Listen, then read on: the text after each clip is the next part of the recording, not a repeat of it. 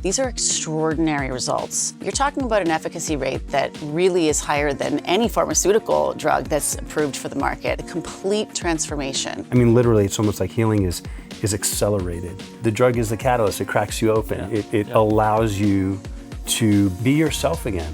But you need the work afterwards to continue the healing. This is not the first time people are looking at psychedelics. How do we connect the past with the modern day medicine? Those that work with veterans really uniquely understand them, and those who have been in the psychedelic integration space really understand that. Veterans and psychedelics generally have not gone together, so we're creating that bridge. Brain health medicine is so far behind, and we need to take advantage of these new opportunities. That's going to lead to great things for our veterans and their families, but also for the rest of our country. This is a multi-pronged attack to create some solutions.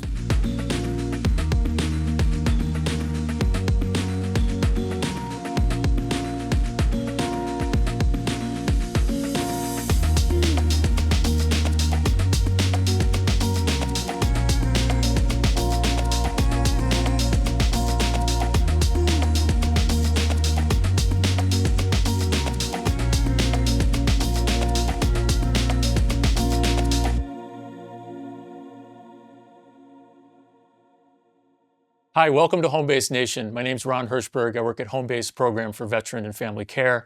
Really excited to bring this conversation to you with this amazing group of people about psychedelic medicine. Marcus, can you introduce yourself? Sure. Marcus Capone. I'm the co-founder of VETS. I'm also the co-founder and CEO of Tara Mind and a retired Navy SEAL. I am Amber Capone. I am the co-founder and CEO of VETS, our nonprofit, which is an acronym for Veterans Exploring Treatment Solutions. I am also the wife of Marcus.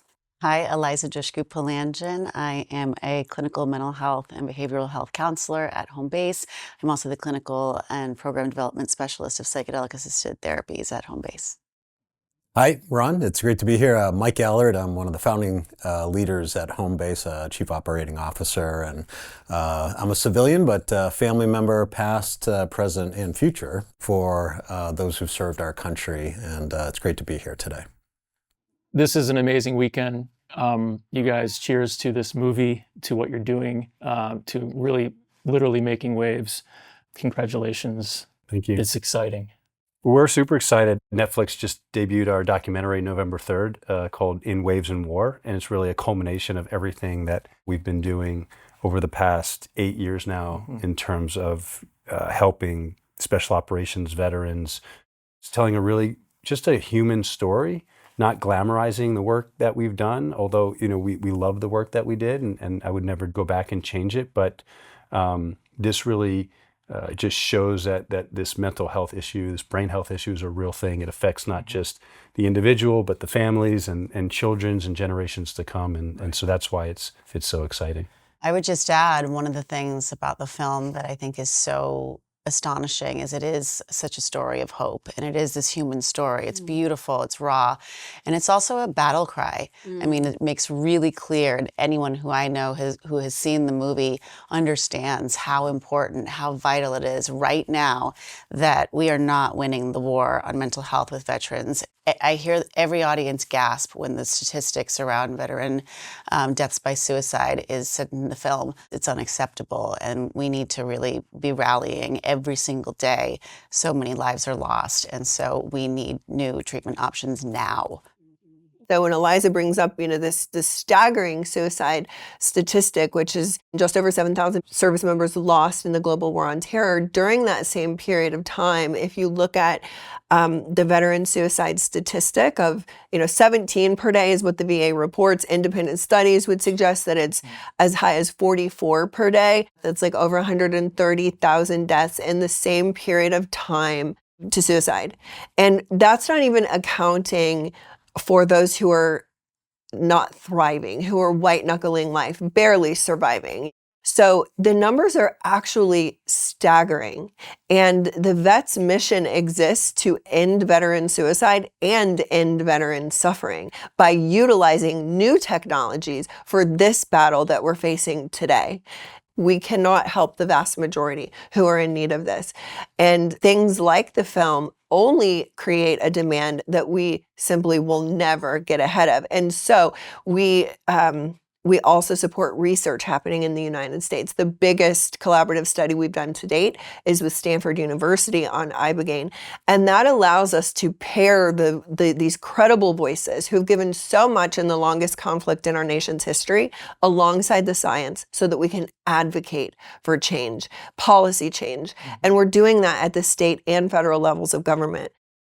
In many ways, thanks to the film. I mean, my understanding is The film you was- brought the film, yeah. and it's been changing minds on a huge scale, For like sure. in Texas. Yeah. Yeah, the film had a lot to do with just, again, telling a human story.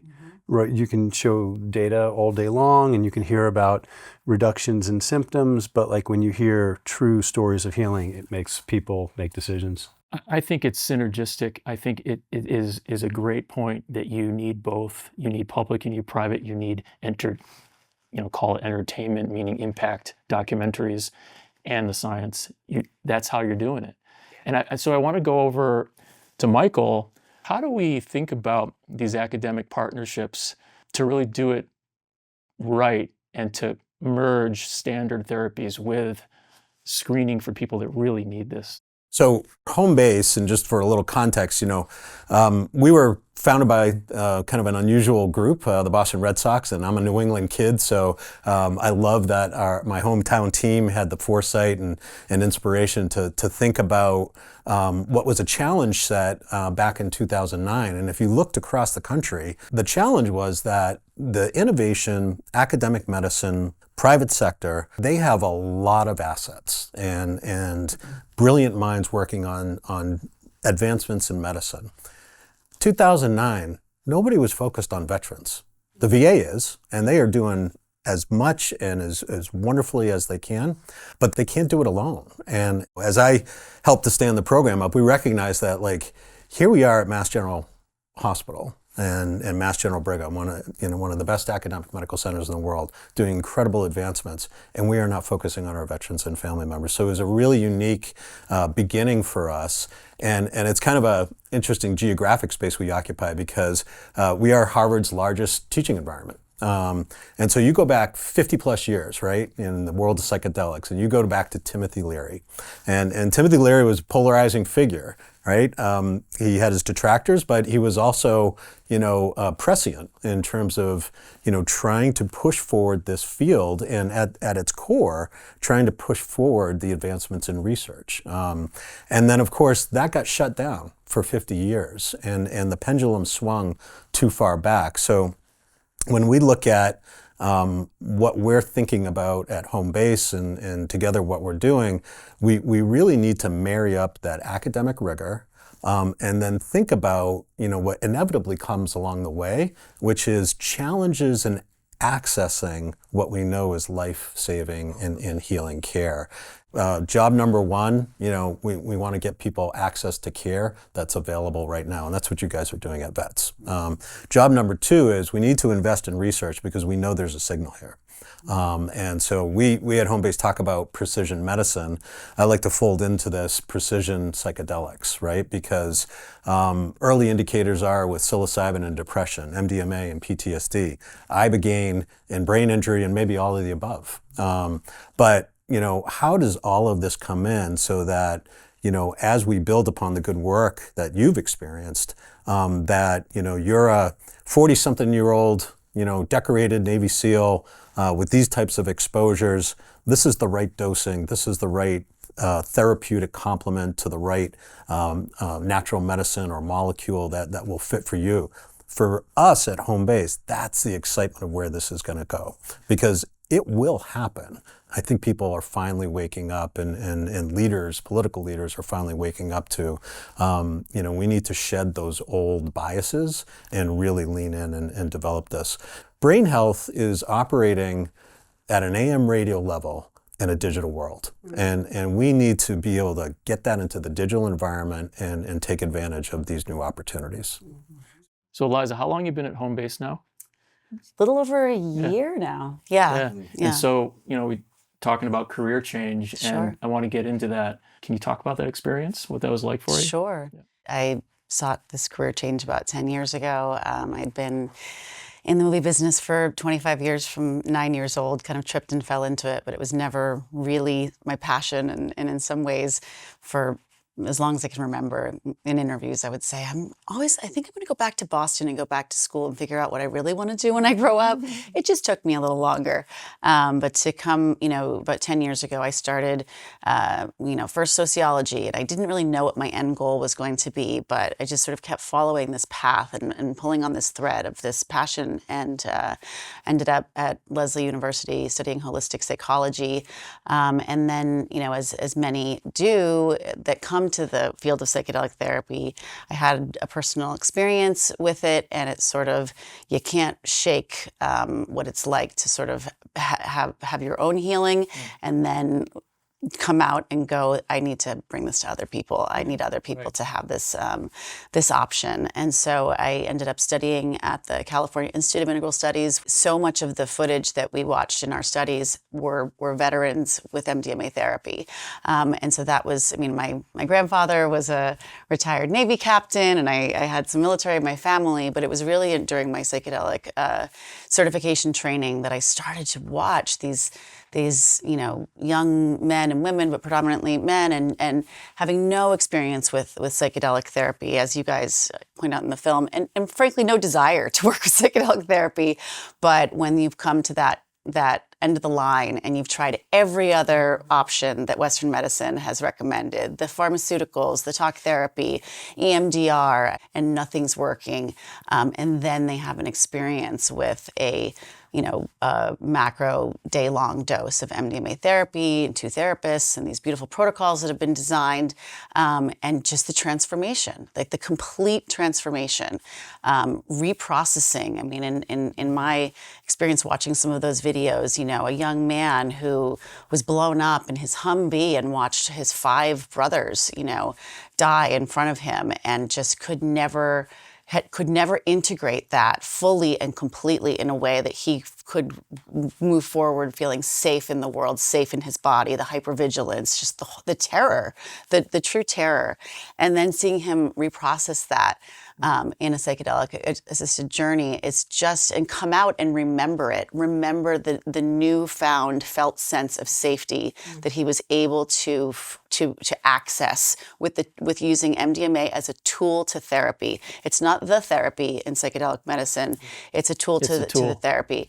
It's cracked open. Yeah, just cracked I open stole to your that from core. Marcus. I did. And it's often really painful. So I think there's this sort of stigma that people are taking all these psychedelics and dancing through through the fields and having these cool kaleidoscope images. When you're using in the context of trauma, it's usually really painful, really hard work. It's not a magic silver bullet. It's not a panacea. It may not be for everybody, but for enough people, and as you talk about in the film, and as we see with the MAP studies, you're talking about an efficacy rate that really is higher than any pharmaceutical drug that's approved for the market. 70+%, looking at PTSD CAP scores lasting once the medicine is out of the system up to a year plus later.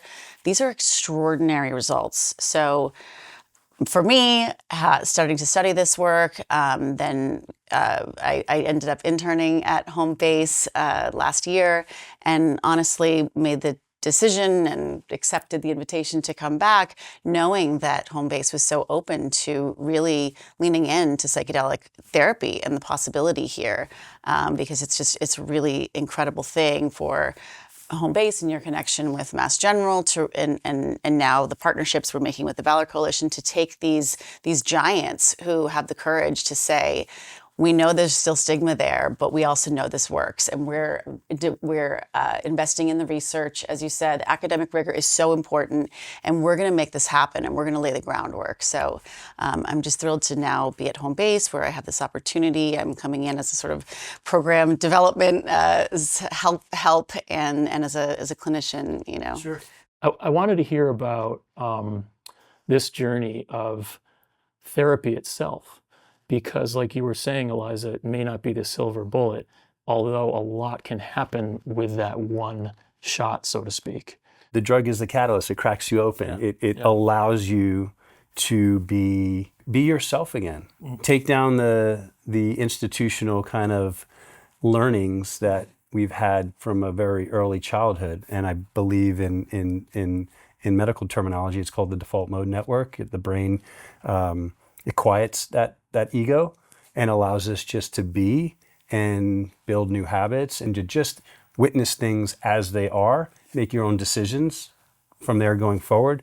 But you need the work afterwards to continue the healing or make the habits or, have that white canvas where you can start coloring new patterns again. And if you just take the drug and you don't put in these efforts afterwards, I'm not sure how much healing can be done. I think that's where, all the pharma companies, all the drug developers, they just want to focus on the drug. The FDA focuses on the drug. They don't focus on the therapy. Right. The therapy is so important. Even with antidepressants, they say you match the therapy with the antidepressant, the actual increase in efficacy from a person getting better from their symptoms is greatly improved because you get the symptom reduction from the antidepressant, hopefully. Right. But then you get the root cause of the what's happening from the therapy afterwards. So we believe, and Amber's did such an incredible job building the programming in to ibogaine, not just the ibogaine.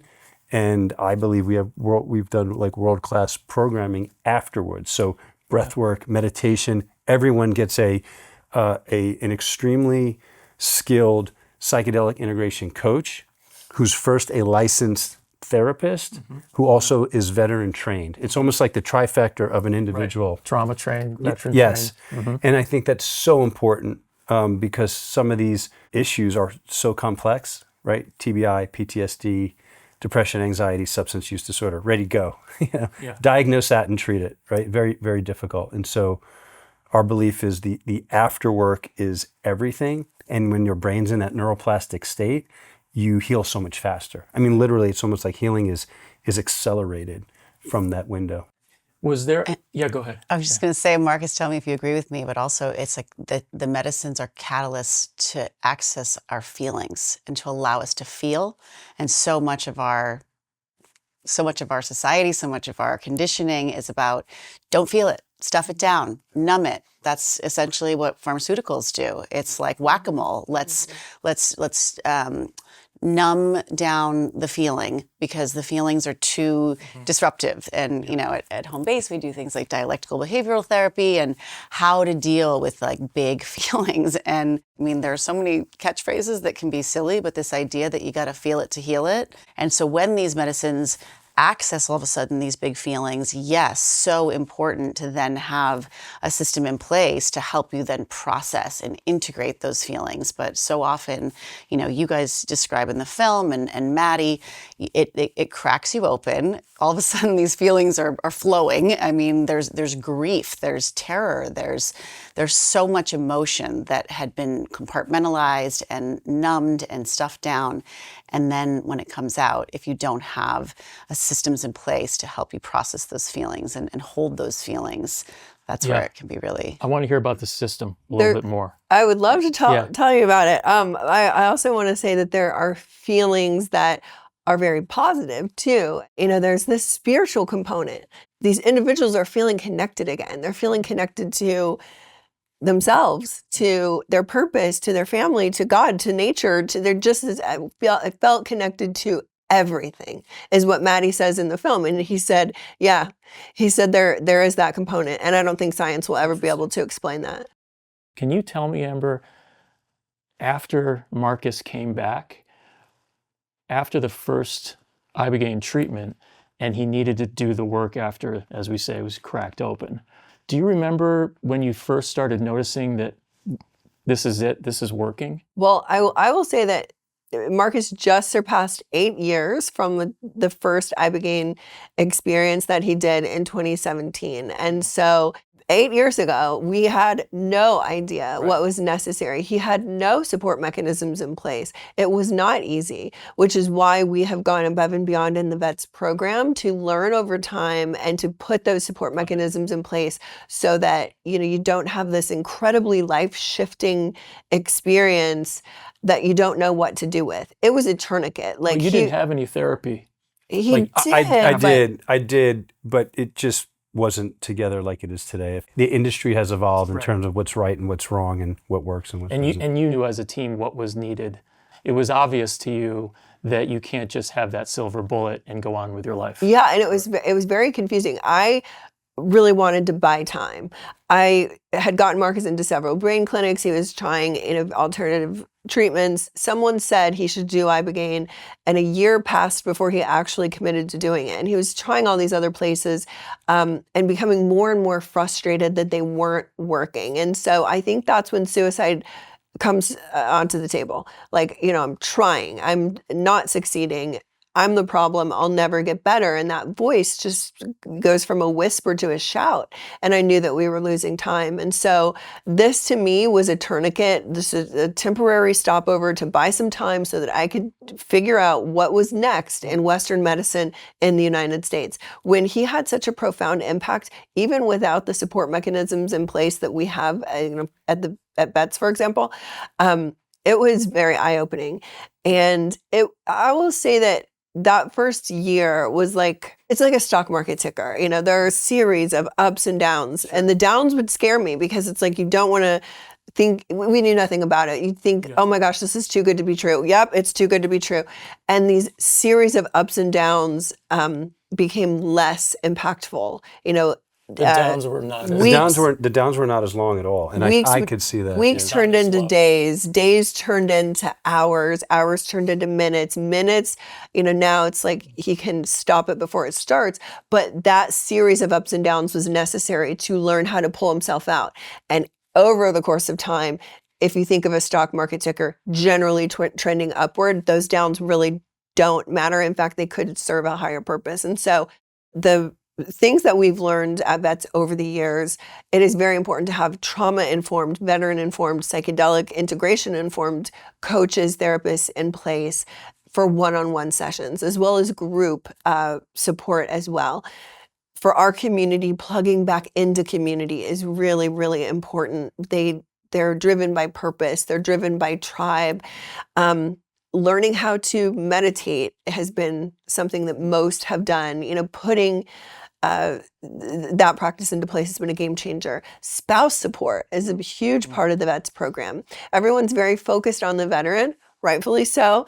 But it's not going to work. Spouses, without the spouse. the spouses and children, family have given a lot to this nation as well, and have sacrificed in ways that are impacting them too.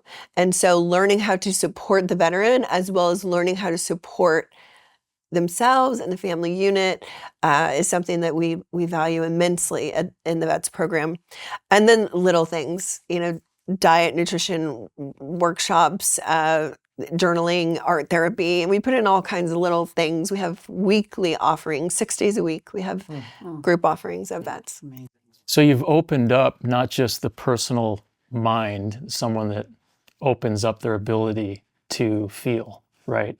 But you're actually opening up a community, and you're opening up acceptance. Because I don't have to tell you, we're talking about psychedelics, whereas Michael said before, this is not the first time people are looking at psychedelics. And it's been around for so long before in places like Africa that Ibogaine comes from. Yeah. So how do we connect the past to know that there's really something here, but with the modern day medicine of truth and science? I think that's kind of what you're trying to do, right? It's like the ancient future. It's the ancient future. What has but it reminds. So the movie does a great job in this because, it has the ability to tell, sadly, a great story. I mean, there's some really tough stuff here that shouldn't have happened, but that's real. Makes for a real. That's reality. I mean, that's everybody that's coming through these treatments. That's why Eliza got into becoming a therapist. That's why Amber and I started Vets. That's why you're doing, as the COO of Homebase and what you're doing at Homebase. It's because there's a need, and all those stories are very similar, right? When you read them, and so all we're doing is just telling the story of really what's happening. And so it is a sad story because that's what's happening. And so we want people to understand that they're not alone. This is normal. Yeah. And so I cried twice in the movie. I've cried a lot more. And for some reason, I joke with John and Bonnie, the award-winning filmmakers, that I was like, "Hey guys, can you got me in some of these interviews without me crying?" Like because I'm like they cut out a bunch too, but the first cut it was like cry, cry. I'm like, you're doing this on purpose now. This is the left versus right thing, right? You're like getting the guy on the right to cry in front of everyone. Well, I was fortunate to go to a screening in Boston, but then I actually watched it again on the plane coming here, and I cried twice. And the two times the reason I bring it up is that it wasn't really sad. It was the time, first of all, when DJ went to the gravesite. And it was before I knew he was going to ask Patsy to marry him. I welled up because it was about tribe. It was about the brotherhood that I don't understand, but I understand more of being in this world. I teared up too when I heard that because I got it. Like I understood. I know, it. I can't imagine. And the other time was, and I want to talk about brotherhood and sisterhood, of course.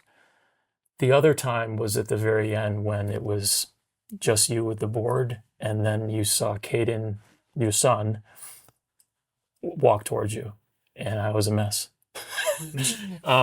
Because that is what it's all about, right?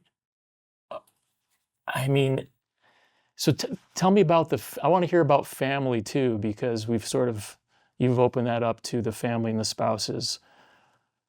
What's the reception like from families that you talk to after not just the movie, but like the fact that there's been so much emphasis through everything from Texas to your work to Vets and now the movie? The family component is so incredibly important. Families have given a lot. Like Caden said in the film, everything was about him. He was the one who went to war, and there really wasn't a focus on us. And it definitely feels that way from the family perspective.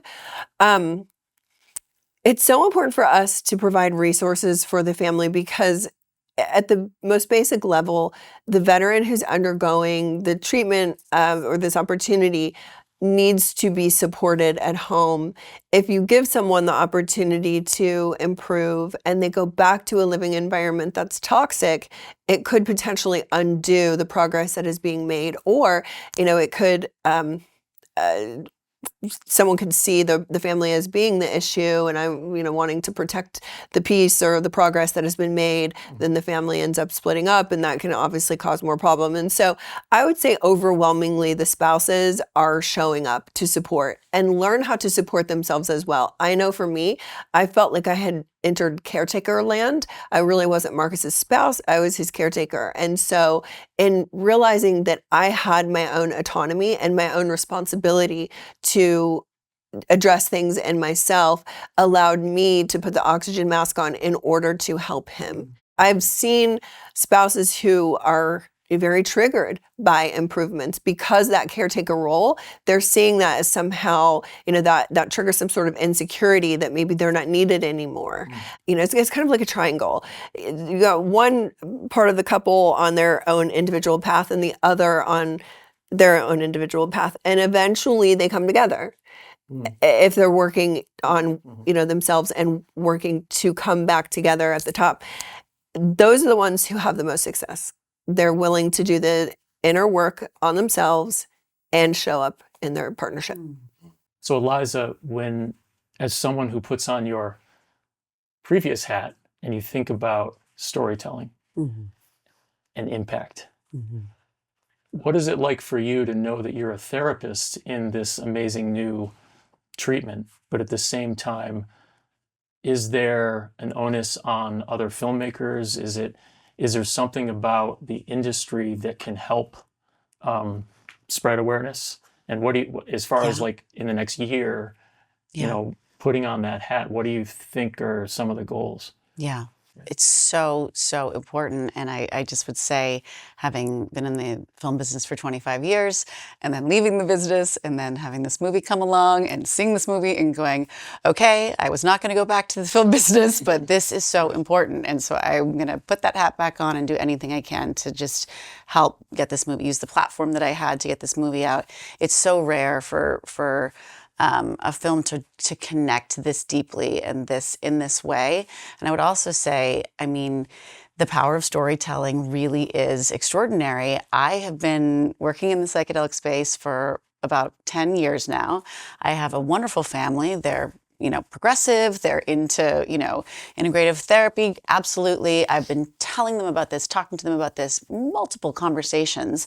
And one of my own siblings, my older brother, saw the movie, came out and said, sis, now I get it. Now I get what you're doing. Right. I mean, that alone just underscored for me how powerful this is. And I think you've described something similar, Michael. Yeah. That's right. Yeah. I mean, what do you think as far as home base and the fact that, veteran care, it's like pediatrics, right? It's not really red or blue. Right. It's a very of all the things, it's one of the most nonpartisan things we can do, and it makes sense. So you've lived in this for a while. I mean, I think there's a couple truisms here. One of them is, for us at home base, we're willing to take the risks, but with all of the, as we've talked about before, the academic rigor that is just going to really inform us about how these things are developing. And so it's a strategic, but it's an important focus for us, and we're going there. I will also say, and this is true, we know in the military, right? You look at so many of the advancements that have happened in technology, and we have the best military in the world. And why is that? Because it's a constant process of improvement, right? And investment in our people. In an odd way, that oftentimes drops off when all of a sudden it's a veteran, right? And so from our perspective, we think about this as like, there's a responsibility to carry that ethos that you all have in the military and have our veteran care lead the way. Because I think someone had said earlier, prior to our conversation here, these conditions are not, they're prevalent in our veterans, but they're not exclusive to our veterans, right? Trauma happens every single day. Dr. Rossafon, a good colleague of Dr. Hirschberg and mine, will say that if you take 5 jumbo jets full of people every single day, that's the number of concussions that are experienced in the U.S. And so this brain health medicine is so far behind, and yet we've got this opportunity to be able to advance it. And because veterans are beloved in our country, and they are apolitical, there is a way for us to continue to invest in this that's going to lead to great things for our veterans and their families, but also for the rest of our country. And I think we truly believe that at home base. We got a lot of work to do, and you guys know that this is a multi-pronged attack to be able to create some solutions. One thing that really resonated in the movie was with DJ. Said, I can't believe his honesty, Marcus. I felt like I was the only guy who felt that. That's got to be so common. And I also want to ask, what is it like for you to hold that torch, right? Yeah. What is that like for you? Yeah, well, first let me say, I would love to give credit to DJ Shipley and Matt Roberts, who were in the film and were just as vulnerable, maybe more vulnerable and open to the world. And so I just want to say thank you to them and their families for opening up and doing this. And it's God's work, and so many people are going to be helped because of this.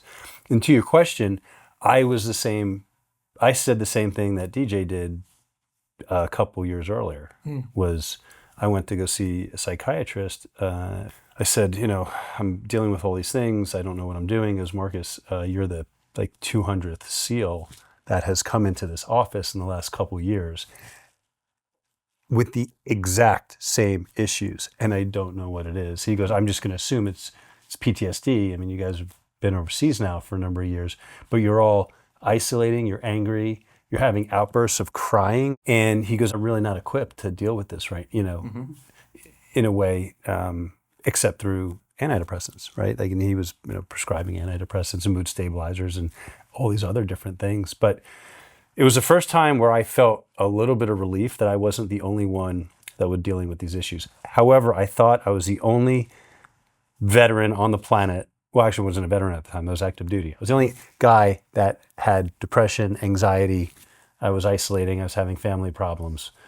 And so when I heard that, there was a bit of relief. So when Amber and I put out that public service announcement after we lost two of our teammates to who died by suicide, that's where DJ and his wife Patsy were up late one night watching that and just kind of broke down like, wow.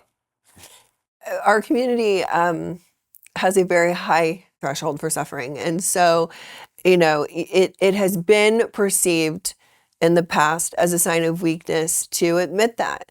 And also, it's a very competitive community. And so you don't want someone to know that you're suffering. Can I just say something? So when you're going through BUDS, the instructors, and again, this needs to continue, but it's just ingrained in us, suffer in silence all the time. Yeah. Like that's what you did. And you would get yelled at that. Like, hey, suffer in silence. If you're like hurting, like you're in a push-up position for literally like 2 hours, suffer in silence. I don't want to hear you moan, like just, and you're like, oh, suffer in silence. I don't talk. I just take it. I grin. I bear it. And the ones who grin and bear it make it. And that's that's in your mind forever. Yeah, it is like the unspoken rule that you do not talk about things that would be considered perceived as weakness. And so, we were suffering in silence. But what was different about the transition out of the military is that we didn't have the community to offset the suffering. It was a battle that we weren't prepared for. And I felt largely alone on this battlefield of, there's no military community. There's no purpose anymore. There's no safe place to feel seen and understood. There's no paycheck. What are we doing? And, being alone on this landscape felt really daunting. A lot of what we've sort of been conditioned to feel as part of our community, whether suffer in silence or, don't admit weakness, don't ask for help, has been turned on its head. There is power in surrender. You can lean into the hardest work that the world might think is numbing out, but you're fully leaning in. And that strength, the truest form of strength, is radical vulnerability, as the film showcases. So a lot of the teachings or understandings or perceptions of our community have been completely replaced, and people are starting to ask for help. The reason that we were compelled to speak out in this way was, as Marcus mentioned, after the suicide death of one of our very close friends, who would, by most or all, be considered the last person who would ever take his life. And he was suffering in silence. When the community loses a beloved member like that, it reverberates throughout all of us. And so we just thought, we've got to have the courage to do something that is so against the grain in an attempt to save even one life. Yeah. I look at Marcus and how close we came to losing him to suicide, and how the reverberation now has gone exactly the opposite direction and has rippled out and impacted countless other lives with this glimmer of hope. Radical vulnerability. Yes. Amazing. Yes. Can I make a quick comment on both of those? But that really resonates. And I think one of the things we've been talking about at home base is we are saving lives, right? But beyond that, for us, it's about performance. As you said, Marcus, you're trained to suffer in silence, and so that becomes ingrained in you, and then works against you. It's a tailwind initially, right? We need that because we're training for a mission. We're training as a very highly selective unit to do really nasty things, right? In all honesty, and so we have to do that. Yep. But that tailwind at some point, and I've been using this term a lot, becomes a headwind. And when it becomes a headwind is when it becomes detrimental and affects us. And so at that shift, that's when we need to take care of ourselves or be proactive. So you wouldn't replace that because it makes you You effective, can't. Like, right? same thing with adversity. You know, you talk about childhood trauma. I try to call it childhood adversity. We need that adversity to push us and compel us to be competitive and do things and take care of our families and do good things in the world. However, that also, wind behind our backs, at some point, the glass starts getting filled with too much water and just starts overflowing. And none of us know why that happens, when it happens, but it seems to happen. Right? And I think no one knows that sweet spot of like some of the adversity and challenges that may be more common, that are more common in this population. So full circle, this movie's out. Liza, you were saying that you just went down to Mexico to visit the actual clinic, Ambio, that's showcased in this movie. Tell me about that trip. Yeah. Well, it was kind of twofold. You know, in the last almost decade, I've had a lot of experience training with and learning how to work with other psychedelic medicines, MDMA, psilocybin, ketamine, but ibogaine is sort of different, as I'm sure you recognize when they have those images of like the mountain and all the different psychedelics, and ibogaine and 5-MeO are really at the top, two arguably most powerful psychedelics that we know of. And as we're doing our work with veterans and home base and Mass General, not a lot of clinicians, I think, have actually been present and witnessed what it is like to be with people who are undergoing that kind of treatment. Also, having been in the film industry, not that I didn't believe everything that I saw in the film, but you want to see. I know the power of editing. And so I just wanted to go see firsthand, and I had the opportunity to go down and have an experience. 5 days driving down with 6 former Special Forces operators, and sure enough, I mean, my report, my field report back to my superiors was the 6 men and 1 woman that I drove down with on Monday morning were just different people than I drove back with on Friday. It's so profound. It's so sacred, this work. And so just to witness and to be with these folks that showed up, yes, there was hope in their heart that this treatment might work for them, but there was no expectation, I think, really that it could or would. I mean, great, we've heard all these stories, and then I watched them experience it. It was just extraordinary, and just, emphasized the importance of us continuing this research, this work. It's unbelievable. Which brings up a really important point. The research in the United States has been more or less shut down for a half century with the introduction of the Controlled Substances Act. And so we've lost, this untold amount of time. Research takes a long time. Research around psychedelics has reemerged because of philanthropy. It's not sustainable through philanthropy alone. And so it's showing such incredible promise, yet the funders of the philanthropic psychedelic research are exhausted. We need governmental funding to better understand how these therapies can work. Not only is there a lack of governmental funding for more research, veterans and everyone that Eliza was just in Mexico with would have been ruled out of studies because they have their health histories are too complex, or they've experienced any degree of suicidality. So this is where there's such a huge delta for the veteran community specifically. Not only is there no funding for research, veterans would not be included in most research that is happening or would be happening. Well, one's so ironic if they're having suicidal thoughts. And they're out of the study. Well, you're not a good study case, right? Yeah. And God forbid something happens. Right. It ruins the study, all the money goes away, right? And so it's kind of...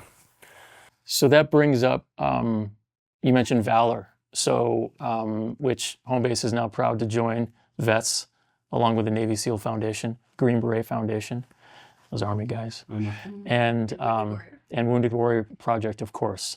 So how is Valor going to help with that exhaustion of fundraising? Well, first, I just real quick joke that I got sent by my Army brothers the other day. Yeah. It said, when you were a kid, you never told your parents that you were going out to play Navy. And I was like, yeah, I guess you're right. It was from one of my Green Beret buddies. So like, yeah, of course. Yeah. I was like, yeah. However, nowadays Touché. everyone's saying I'm going out to play Navy SEAL. So I just put that up. So anyway, It's amazing to have this coalition forming and this just incredible show of force from organizations that are willing to be torchbearers in this capacity. I think that there was a reluctance because of the stigma that exists. Marcus and I were just doing, what we felt was right to serve our community. It went from a grassroots effort to having global impact practically overnight. Valor exists to reduce barriers to research and expand access to care. And that can look like a lot of things. It's an educational campaign. It is advocating for the veteran community. It is reducing red tape through the DEA approval process to get psychedelic research started in the United States. It could be legislation that, is landmark legislation similar to burn pits. We will see where this goes as the groups come together and chart the course. But right now we're embarking upon a massive educational campaign. We're working at the federal level only, not in states. VETS is working solely in states. But Valor is working on Capitol Hill to educate and to poll researchers. We have an incredible research advisory council. The nation's top psychedelic academics and researchers to see, where is the need? Where can we be of most help by culminating these powerful voices? So it's exciting what we can do together. That's amazing. You're stronger together, which is what it's all about. So cheers to Homebase for joining Valor Coalition. And of course, Such an honor. Vets, keep up this amazing work. Appreciate you, it's an honor to have you here.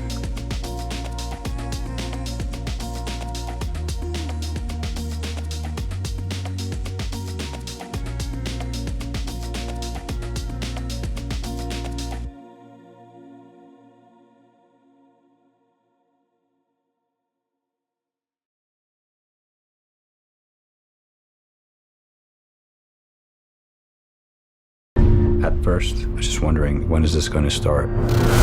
The medicine brings out things it wants you to see, and you don't know why. I had a lot of stuff to work through. Navy SEAL training is one of the most demanding things on the planet. It was like being drafted and going to the Patriots. It was everything I ever wanted.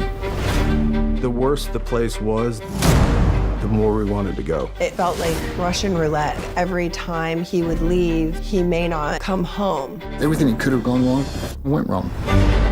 We got discovered. I can't fire back because I can't see anybody. I thought my arm was gone, and I can't feel anything. Blood and bullets spewed all over that thing. Just You go overseas and you see half your platoon get killed. We're not supposed to leave them. I was just begging. Can you please help him? the TBI and with the memory loss, I'd meet someone, I don't know what your name is, no idea.